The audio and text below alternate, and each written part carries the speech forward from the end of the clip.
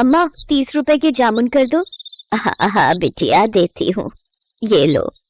Mummy ये बूढ़ी अम्मा इस उम्र में भी कितना काम कर रही हैं।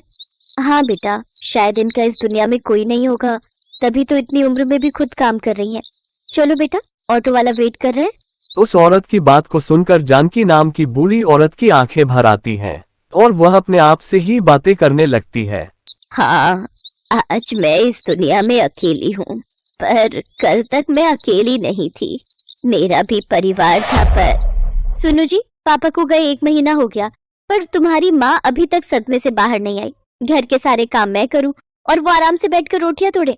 मैं कोई नौकरानी नहीं हूँ, तुम इन्हें किसी वृद्धाश्रम में छोड़ाओ, मैं तंग आ गई हूँ इनसे। तुम जानते भी हो सुधा, तुम क्या बोल रही हो? ये घर माँ के नाम है, अगर माँ चली गई तो उनके साथ ये घर भी चला जाएगा, फिर रहना सड़क पर। बात करती हो। लाओ मेरा टिफिन दो, मैं लेट हो रहा हूँ। विनोद काम पर चला जाता है, तभी जानकी मंदिर से आ जाती है। पोता सूरज भी साथ था। मम्मी देखो, दादी माँ और मुझे प्रसाद में खीर मिली, आप भी खाओ ना मम्मी। मुझे नहीं खानी, और चुपचाप जल्दी से खीर खत्म कर और पढ़ने बैठ। एक संडे का दिन होता है और पूरा दिन तू घूमने फिरने में लगा देता है। और माँ जी, आपको जब मैंने बोला था आज मशीन लगाकर कपड़े धो देना, तो आपसे कपड़े तो धुले नहीं, सुबह सुबह पूजा करने मंदिर चली गई। अब मशीन लगाकर कपड़े धो लो, बड़ी मेहरबानी होगी। चिंता मत करो बहू, मैं बस मशीन लगाने ही जा रही हूँ। सुधा का यही स्वभाव था, वह अपनी सास जानकी पर अत्याचार करती थी। घर के सारे काम जानकी ही करती थी। पति के दुनिया से चले जाने के बाद जानकी पर मुसीबतों का पहाड़ टूट पड़ा। जानकी की बहू सुधा तो इसी फिराक में थी कि किसी तरह से जानकी को इस घर से धक्का देकर उनके घर की मालकिन बन जाए, और उससे मौका मिल ही गया। अरे मैं मर गई, ये गर्म पानी बाल्टी में किसने रखा था? मेरा हाथ जल गया। जरूर ये काम माँ जी का है, वो तो चाहती है कि मैं मर जाऊं और उन्हें इस घर में आराम से रहने को मिले। क्या हुआ सुधा, तुम्हारा हाथ कैसे जल गया? ये सब तुम्हारी माँ के कारण हुआ है। उन्होंने ही जानबूझकर बाल्टी में गर्म पानी भर कर रखा था ताकि मैं नहाने जाऊं तो मैं जल जाऊं। अब मैं इस घर में एक पल भी नहीं रहूंगी, मैं जा रही हूँ यहाँ से। माँ, आपको शर्म आनी चाहिए, आपकी वजह से आज मेरा घर परिवार टूट रहा है। आप कहीं चली क्यों नहीं जाती हो? मेरी इसमें कोई गलती नहीं विनोद बेटा, मुझे तो बहू ने ही कहा था कि उसे गर्म पानी से नहाना है, और मैंने उसे कहा भी था कि बाल्टी में गर्म पानी मैंने रख दिया है। मुझे नहीं पता कि ये बहू ऐसा क्यों कर रही है। तुम बेकार में ही मुझ पर नाराज हो रहे हो। हाँ हाँ, मैं ही झूठी हूँ, आप ही सच्ची हो। रहो अपने बेटे के साथ, सूरज स्कूल से आ जाए तो मैं उसे लेकर चली जाऊंगी। चिंता मत करो सुधा, मैं कोई ना कोई इंतजाम कल तक कर ही लूंगा, पर माँ इस घर में नहीं रहेगी। विनोद काम पर चला जाता है और सुधा अपने कमरे में जाकर सो जाती है। कुछ देर बाद जब सूरज स्कूल से आता है तब बोलता है, मम्मी दादी कहाँ हो सब? अरे मेरा राजा बेटा आ गया, चल तू बैठ, मैं तेरे लिए अभी खाना लगाती हूँ। माँ जी, खाना बन गया या नहीं? अरे ये कहाँ चली गई? मम्मी दादी कहाँ चली गई? उन्होंने मुझे बोला था आज वो मुझे पार्क में झूला झुलाने ले जाएंगी। सुधा पूरे घर में देखती है पर उसे कहीं भी जानकी नजर नहीं आती। वह विनोद को फोन मिलाती है। विनोद घर आता है। विनोद, सूरज माँ जी से मिलने के लिए रो रहा है, अब उसे कैसे समझाएं?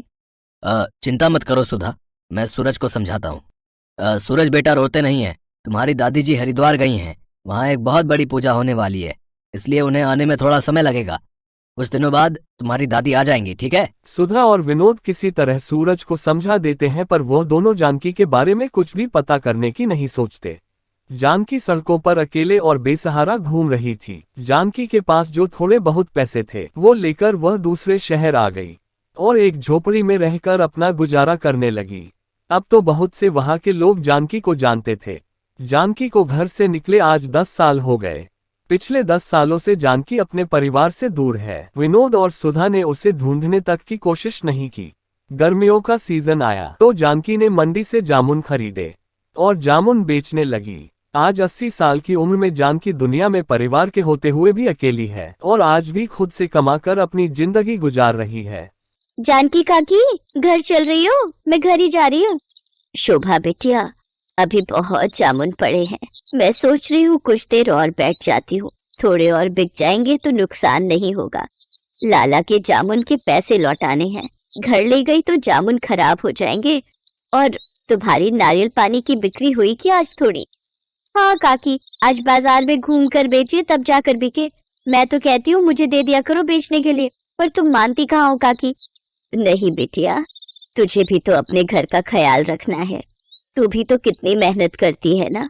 तेरे बापू की तबीयत ठीक नहीं रहती, माँ भी तो घरों में काम करती है। कम से कम तू मेहनत करके घर को चला लेती है, ये बहुत बड़ी बात है बिटिया।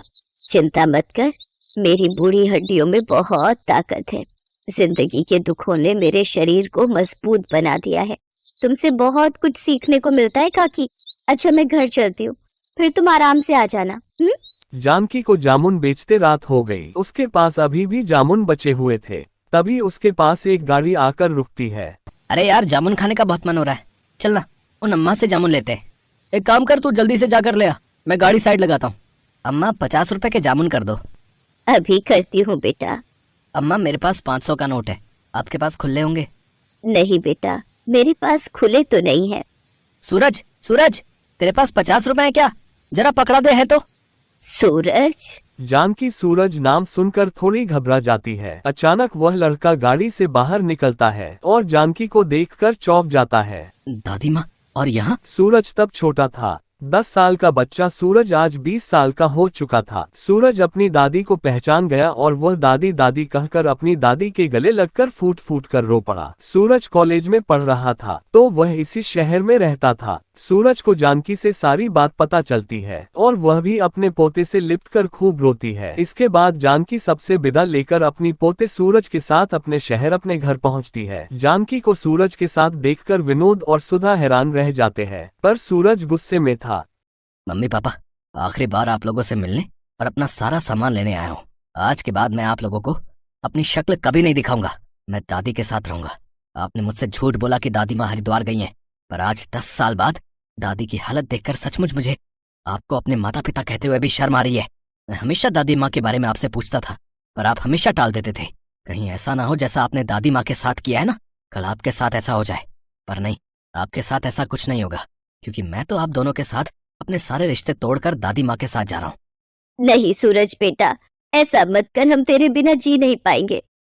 हमें माफ कर दो सूरज बेटा, ऐसा मत करो, तुम हमारे बुढ़ापे का सहारा हो। अच्छा, तो दादी माँ के बुढ़ापे का सहारा भी तो आप ही थे ना, तब आपने क्यों नहीं सोचा मैं आप दोनों की नहीं सुनूंगा, मैं दादी माँ के साथ जा रहा हूँ। सूरज जानकी के साथ वापस जाने लगता है। तभी सुधा और विनोद रोते बिलखते जानकी के पैरों में गिर जाते हैं। बाजी, बाजी मुझे माफ कर दो, मुझसे गलती हो गई बाजी। माँ, सूरज को समझाओ ना माँ। जानकी वही रखी एक कुर्सी पर बैठ जाती है। नहीं सूरज बेटा, अब मुझे किसी डॉक्टर की जरूरत नहीं। मैं अपने पोता और बेटा बहू से मिल ली।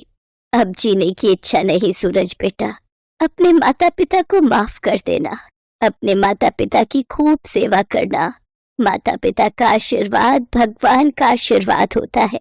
हमेशा खुश रहना बच्चों। ऐसा कहते ही जानकी की गर्दन एक तरफ लुढ़क गई। ऐसा लग रहा था कि मानो वह बेटा बहू और पोते से मिलने के लिए ही इस दुनिया में जिंदा थी। विनोद और सुधा की आंखों में भी शर्मिंदगी के आंसू थे। सूरज अपनी दादी से लिपटकर बहुत रोता है। आज उसकी दादी गरीबी में जिंदगी के दुखों को झेलते हुए इस दुनिया से जा चुकी थी।